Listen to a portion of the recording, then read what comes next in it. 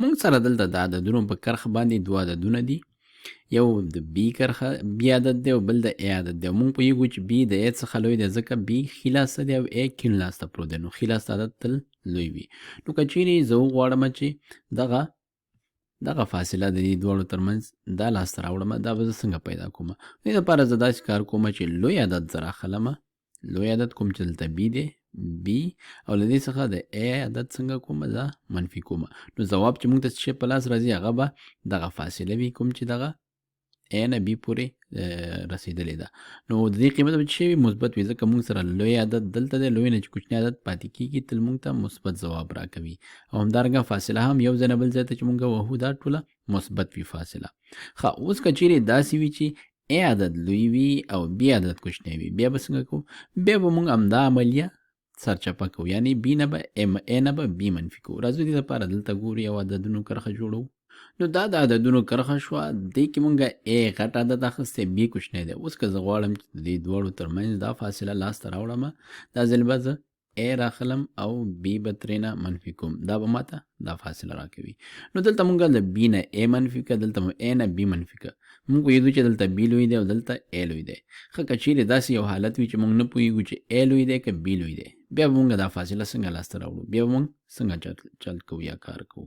نو بیا په هغه صورت کې مونږ داسې کولی شو چې یا بي منفي ا اخلو او یا ا منفي بي اخلو، هر یو چې واخلو د هغې بیا مطلقه قیمت راخلو. نو دې سره مونږ د څه راکوي؟ همدغه فاصله راکوي.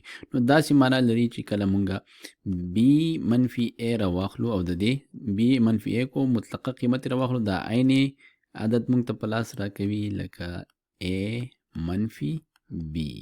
دا پروا نه کوي چې کوم یو لوی دی او کوم یو کوچنی دی. مطلقه قیمت کې یوازې دوه عددونو ترمنځ توپیر په لاس راځي، کوم چې عبارت دی له دغه فاصلې څخه. اوس راځو په دې کې یو څه مثالونو باندې کار کوو. دلته راځم زه د عددونو یوه کرښه جوړوم. نو دا د عددونو کرښه شوه او راځئ داسې وایو چې زه غواړم په دې کې د منفي دوه او مثبت دریو ترمنځ فاصله پیدا کړم. مثبت دریو ترمنځ. نو د عددونو په کرښه چې مونږ کله ګورو، مونږ کولی شو چې دا فاصله داسې په لاس راوړو چې د دې دواړو ترمنځ دا واحدونه شمارو. دا به څو شي؟ 5. دې ځای نه مونږ پیل وکړو 1 2 3 4 5، او یا داسې هم تللی شو 1 2 3 4 5. د دواړو ترمنځ فاصله 5 واحده شوه. اوس راځو مونږ ګورو چې دلته مونږ څه لیکلي دي هغه په دې باندې عملي کېږي که نه. نو که چیرې مونږ ولیکو چې دغه ته ا ووایو او دې ته بي ووایو او دلته داسې ولیکو چې مطلقه قیمت د څه شي؟ مطلقه قیمت د منفي 2 او د دې قیمت منفي 3. موږ ا منفي بي ولیکه، دا مساوي کېږي له څو سره؟ دا مساوي کېږي مطلقه قیمت د منفي 2 او منفي 3، دا کېږي منفي 5، او د منفي 5 مطلقه قیمت څو دی؟ 5 دی. نو ګورو چې موږ ته همدغه ځواب په لاس راغی. او دا موږ څنګه لاسته راوړو؟ موږ د کوچني عدد څخه لوی عدد منفي کړو، کوم چې موږ ته ځواب په لاس راغی منفي 5، او بیا موږ د دې مطلقه قیمت راواخیسته نو 15 شو. اوس راځو په دې بله طریقه یې کوو. که چیرې موږ له څنګه وکړو؟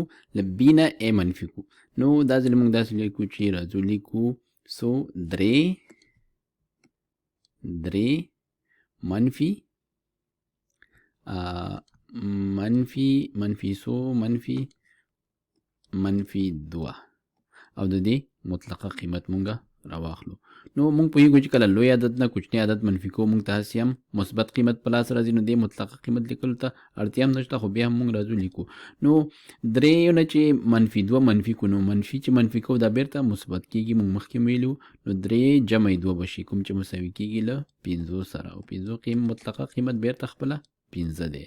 نو په دې هیله چې اوس تاسو پوه شوئ چې که چیرې تاسې د دوو عددونو ترمنځ فاصله پیدا کول غواړئ، نو تاسې د یو عدد څخه بل عدد ته منفي کوئ. مهمه نه ده چې کوم یو منفي کوئ، لوی نه که کوچني نه، یوازې دغه منفي تر سره کوئ. دلته به دغه منفیانو سره لږ خیال کوئ، او بیا به د حاصل څه لاسته راوړئ؟ قیمت لاسته راوړئ. مطلقه قیمت به په لاس راواخلئ، هماغه د دې ترمنځ فاصله ده. او کله چې تاسو وړاندې بیا په ریاضیاتو کې کار کوئ، نو ډېری وخت دې سره مخ کېږي، کېدای شي تاسو ته د ریاضي استاد ولیکي چې زما د دوه نقطو ترمنځ فاصله پکار ده، او بیا هغه تاسو داسې ولیکي چې ا منفي بي، او یا بل ځل یې ولیکي چې بي منفي ا، نو تاسو باید پوه شئ چې دا دواړو قیمتونه یو شی په لاس راځي.